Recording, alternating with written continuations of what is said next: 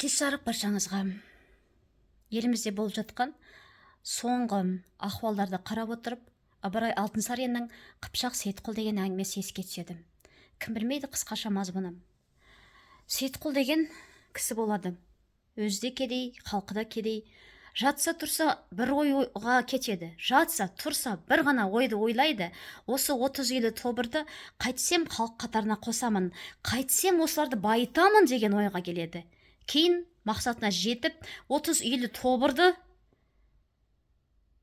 адал еңбекпен байытып 400-500 үй түтінге дейін көбейтіп, басқа жақтан келеді, көшіп келеді.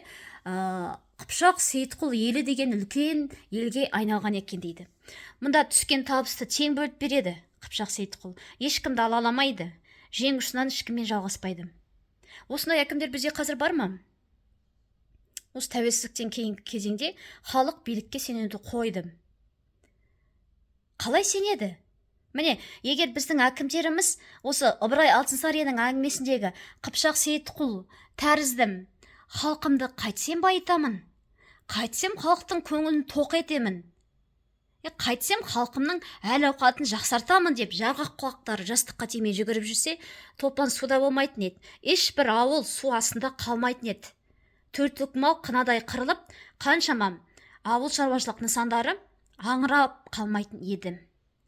Қазақ ауылы деген ұғым бұрында бір мамыражай тірліктің, қой үстіне бозторғай жұмыртқалаған ақ мекеннің нышан еді. Қазақ ауылы деген. Қазір қазақ ауылы не істеді? Ойбай дипломмен ауылға деді. Онда ол жобаны жарытып іске асырамады. Ауыл жылы деп жариялады. Ана бір жылдары ауыл жылы боп деп жариялады. Одан не өзгерді? Ештеңе. Баяғы жартас, сол жартас.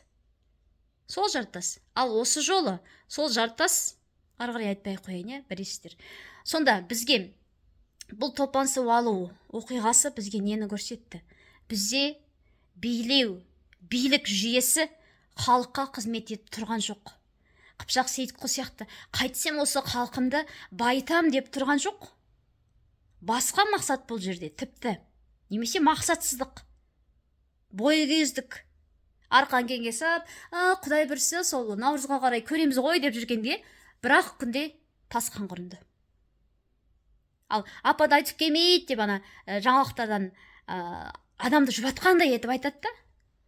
Білді ғой, жылда осы тасқын су, жылда қардың көп мөлшерде түсіп, кенеттен еріп кетуі. Қалай кенеттен? Ауа райын болжамын біле ме? Біледі. Біледі. Қай күні қандай жайсыз ауа райы болатын біле ме? Біледі. Біледі. Тек жетпей қалғаны әңгімедегі сияқты тек осы халқымды байытсам екен, халқымды қалайды тоқ елдердің қатарына қоссам екен, тобырғып қоймай үлкен елдің дәрежесіне жеткізсем екен деген ұлы мақсат болған жоқ. Ұлы мақсат болмағаннан кейін бұлайша, дәл осылайша ауыл болып су түбіне кету толастамайды. Бұл менің